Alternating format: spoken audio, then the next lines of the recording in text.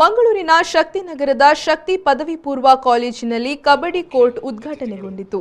ಹಿರಿಯ ಪತ್ರಕರ್ತ ಪಿಎಸ್ ಪ್ರಕಾಶ್ ಅವರು ಉದ್ಘಾಟಿಸಿದರು. ನಂತರ ಮಾತನಾಡಿದ ಅವರು, ಕಬಡ್ಡಿ ಜಗತ್ತಿನಲ್ಲಿ ಭಾರತದ ಹೆಮ್ಮೆಯ ಆಟ.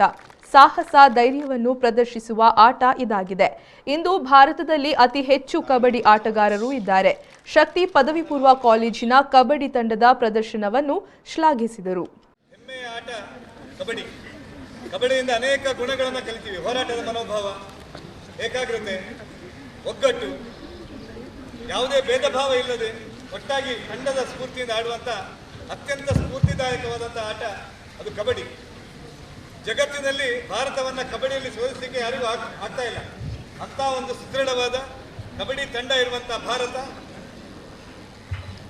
ಇವತ್ತು ಕಬಡ್ಡಿ ಆಟಗಾರರಾಗಿ ಅಂಗಣದಲ್ಲಿ ನಿಂತು ನೋಡಿದಾಗ ತುಂಬ ಖುಷಿಯಾಗುತ್ತೆ.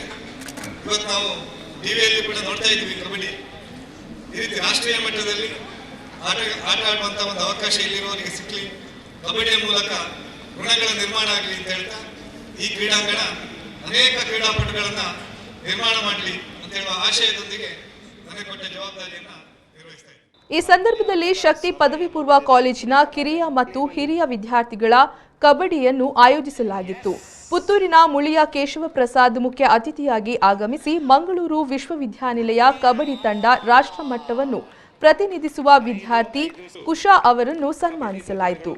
ಈ ಸಂದರ್ಭದಲ್ಲಿ ಶಕ್ತಿ ಶಿಕ್ಷಣ ಸಂಸ್ಥೆಯ ಆಡಳಿತಾಧಿಕಾರಿ ಕೆಸಿ ನಾಯ್ಕ್, ಪ್ರಧಾನ ಸಲಹೆಗಾರ ರಮೇಶ್ ಕೆ, ಅಭಿವೃದ್ಧಿ ಅಧಿಕಾರಿ ಪ್ರಖ್ಯಾತ್ ರೈ, ಶಕ್ತಿ ಪದವಿ ಪೂರ್ವ ಕಾಲೇಜಿನ ಪ್ರಾಂಶುಪಾಲರಾದ ಪೃಥ್ವಿರಾಜ್, ಶಕ್ತಿ ರೆಸಿಡೆನ್ಷಿಯಲ್ ಶಾಲೆ ಪ್ರಾಂಶುಪಾಲೆ ವಿದ್ಯಾ ಕಾಮತ್ ಜಿ ಮತ್ತು ಶಕ್ತಿ ಪೂರ್ವ ಪ್ರಾಥಮಿಕ ಶಾಲೆ ಸಂಯೋಜಕಿ ನೀಮಾ ಸಕ್ಸೇನಾ ಉಪಸ್ಥಿತರಿದ್ದರು.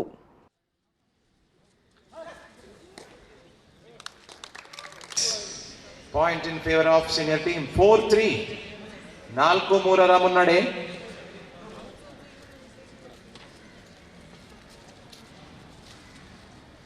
ಮತ್ತೆ ಮಿಂಚಿನ ದಾಳಿ.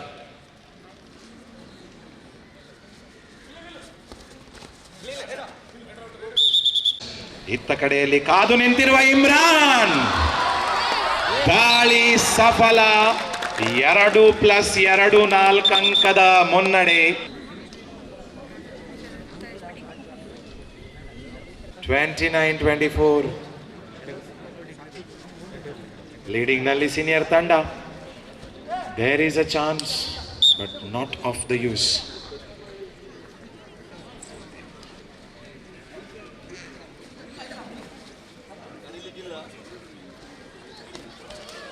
ಮತ್ತೊಮ್ಮೆ ಉತ್ತಮವಾದಂತಹ ಕ್ಯಾಚಿಂಗ್. 2 minutes 2 points late. ಯಾವ ರೀತಿಯಲ್ಲಿ 2 ಅಂಕವನ್ನ ಸೀನಿಯರ್ ತಂಡ ಕಸಿದುಕೊಳ್ಳುತ್ತದೆ ಅನ್ನೋದನ್ನ ಕಾದು ನೋಡಬೇಕಾಗಿ. 3 ಅಂಕಗಳ ಮುನ್ನಡೆ ಸೀನಿಯರ್ ತಂಡಕ್ಕೆ. ಮತ್ತೊಂದು ಅಂಕ ಸೇರ್ಪಡೆಯಾಗುವ ಎಲ್ಲ ಯಾವ ರೀತಿಯಲ್ಲಿ ಯಾವ ತಂಡ ತಮ್ಮ ಅಂಕಗಳನ್ನ ಸೇರಿಸಿಕೊಳ್ಳುತ್ತದೆ ಅನ್ನೋದನ್ನ ಕಾದು ನೋಡಬೇಕಾಗಿದೆ. ಅಲ್ಲಿ ಮತ್ತೊಮ್ಮೆ